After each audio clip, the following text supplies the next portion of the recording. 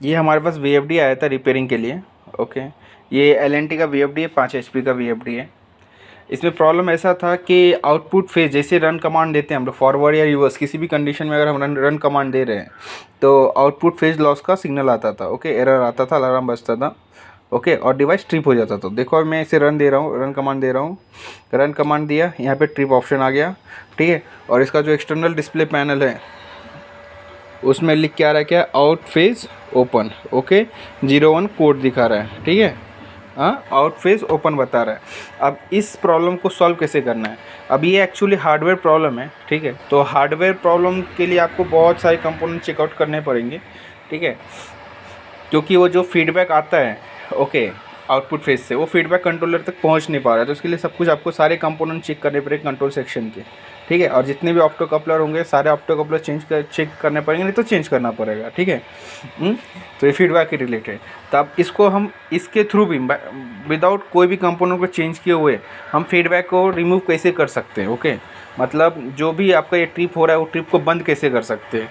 ठीक है, तो उसे करने के लिए आपको क्या करना पड़ेगा वो मैं बताने वाला हूँ। ठीक है, देखो अभी मैं रिसेट मार रहा हूँ, रिसेट किया, एरर गया। ठीक है, अब मैं रिवर्स मोड में चलाने वाला हूँ। ठीक है, अब ये रिवर्स मोड में चला रहा हूँ, उसमें भी ट्रिप हो गया आपका। ठीक है, तो अभी मैं इसको रिमूव करने वाला। तो सबसे पहले आपको मोड सेलेक्ट करना है, मोड में जाना है, यहाँ पे जंप कोड लिख के आ रहा होगा, जंप कोड 9। तो आपको ये वाला जो एरो है, ओके, लेफ़्ट साइड वाला, उसको क्लिक करोगे तो यहाँ पे जंप कोड 40 आएगा। ओके, तो जंप कोड 40 में जाना है। उसके बाद नीचे स्क्रॉल करना है, यहाँ पे फेज लॉस का ऑप्शन दिख रहा है, फेज लॉस चेक। ओके, तो उसके अंदर जाना है आपको। फिर यहाँ पे पहला वाला जो दिख रहा है आपको, देखो जो ब्लिंक हो रहा है वो दूसरा वाला है। ओके, उससे पहले एक है, वो उससे पहले एक जो है वो इनपुट फेज लॉस के लिए का सिग्नल डिटेक्ट करता है, और एक दूसरा वाला जो ब्लिंक हो रहा है वो आउटपुट फेज लॉस का क्या बोलते हैं, सिग्नल चेक करता है। तो मैं इसको जैसे डाउन कर दूंगा, मतलब मैंने इसको ऑफ कर दिया। ठीक है, मैं उसे बोल रहा हूँ कि भाई तुझे आउटपुट फेज चेक नहीं करना है। ठीक है, और मैंने एंटर दबा दिया। ओके, एंटर दबा दिया। अब एंटर दबाने के बाद, ओके, अब मैंने एंटर दबा दिया, मैं बैक आ जाता हूँ। अब देखो मैं इसे रन कमांड दे रहा हूँ। ठीक है, अब देखो फुल फ्रीक्वेंसी के साथ ही घूमेगा। रिवर्स में पहले घुमा रहा हूँ, देखो यहाँ पे देखो रन कमांड ब्लिंक हो रहा है, रिवर्स मोड ऑपरेशन चालू है। यहाँ पे नहीं दिख रहा, इस डिस्प्ले में दिख रहा है, इसी डिस्प्ले में देखो। ठीक है,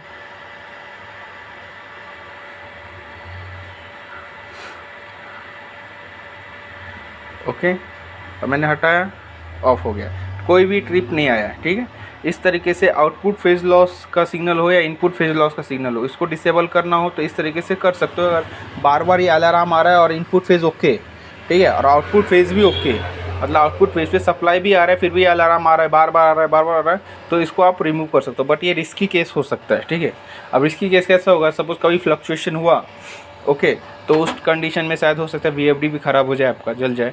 ठीक है, तो एक रिस्की केस है, बट ठीक है। लेकिन बार बार कंटिन्यूस आ रहा है और आपने जब चेकआउट किया पैनल में, input okay, output okay, each and everything okay, फिर भी ये बार बार अलार्म आ रहा है, तो उस कंडीशन में आप ये जो है ये रिमूव कर सकते हो। ओके, फेज लॉस चेक का जो सिग्नल है वो रिमूव कर सकते हो।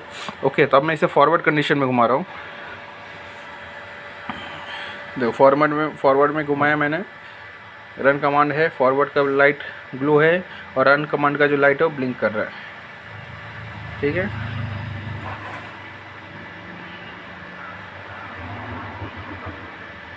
ठीक है, अभी सक्सेसफुली, मतलब हम बोल सकते हैं सक्सेसफुली हमने इस एरर कोड को बाईपास कर दिया है।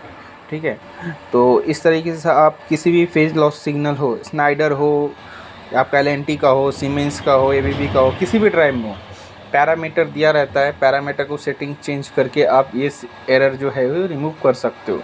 बट हमेशा याद रखना ये रिस्की है। ठीक है, मतलब ड्राइव के लिए रिस्की है, बट आपने जब चेकआउट किया ईच एंड एवरीथिंग ग्रीन है, मतलब सब कुछ ओके है, फिर भी एरर आ रहा है, तो उस कंडीशन में से आप रिमूव कर सकते हो। रिमूव करके आप ट्रायल ले सकते हो, और ट्रायल लेने के बाद अगर चल रहा है तो ठीक है, नहीं चल रहा है तो तुरंत वो एरर एज इट इज़ और ड्राइव को रिप्लेस कर देना है आपको। ठीक है, और ये एरर को आप सॉल्व नहीं करना चाहते हो तो डायरेक्टली आपको VFD चेंज कर देना है, रिप्लेस कर देना है। ठीक है, ओके, इन्फॉर्मेशन अच्छा लगा हो तो लाइक कीजिए, वीडियो पसंद आया होगा तो लाइक कीजिए, चैनल पर नए होंगे तो सब्सक्राइब कीजिए। ओके, मिलते हैं नेक्स्ट वीडियो में।